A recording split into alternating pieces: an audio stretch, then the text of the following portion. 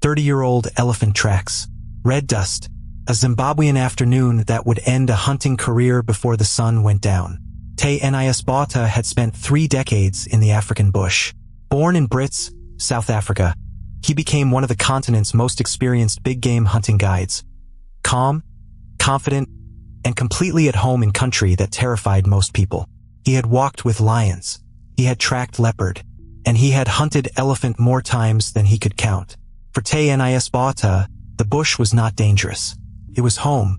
In May 2017, Theunis Botha flew to Zimbabwe with a paying client. The destination was Hwange National Park, one of Africa's greatest wilderness areas.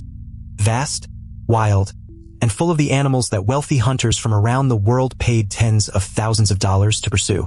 The client had money. Theunis Botha had knowledge. Together, it was meant to be a perfect transaction. That evening, Theunis Botha and the hunting client sat with the tracker around the fire, reviewing maps and reading the day's sign. Theunis Botha had planned the hunt with the precision of a man who had done it 1,000 times.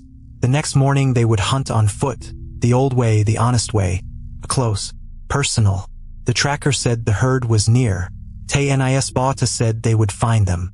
The afternoon of May 19th was hot and dry. Theunis Botha led his client into the dense mopane woodland on foot, the tracker reading the ground ahead.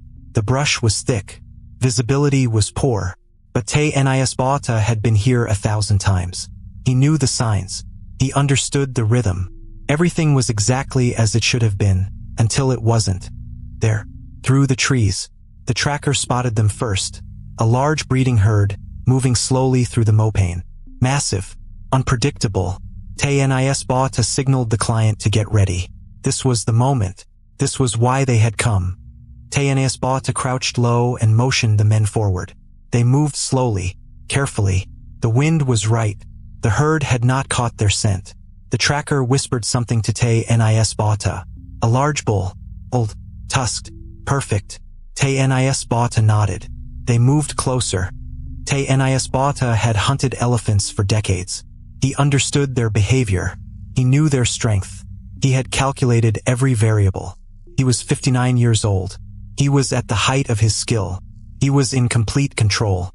Then the herd moved, not away, toward them, a matriarch, protective, enraged.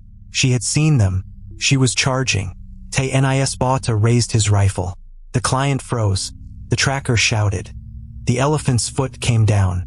3,500 pounds of force. Theunis Botha was crushed beneath her. Instantly, completely, the hunt was over.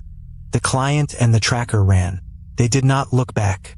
The elephant stood over what remained of Theunis Botha, protecting him as though he were one of her own.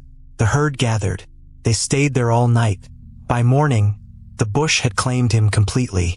Park rangers found him that morning. They had to convince the herd to leave before they could recover the body. Theunis Botha, one of Africa's most experienced hunters, had been killed by the animal he had pursued his entire life. The hunting world could not stay silent about this. Zimbabwe Parks and Wildlife Management Authority launched an investigation immediately. The matriarch was identified. She was protective. She was not aggressive by nature. She was defending her herd. Theunis Botha had walked into a situation he could not control. Experience does not equal invincibility. The bush does not forgive. Theunis Botha was 59 years old when he died. He had spent 30 years in the African bush believing he was the apex predator, the master of that world. But the bush does not belong to humans. It belongs to the animals who live there. The matriarch that killed him was never hunted down. She was left alone, in the place she belonged with her family. Theunis Botha's death became a moment the hunting community could not ignore. A reminder that nature always has the final word. If you've watched this far, you know the truth. The bush is not conquered. It has only survived. Like this page, if you believe wild animals deserve to live wild and free. Follow for more untold stories of nature's real power.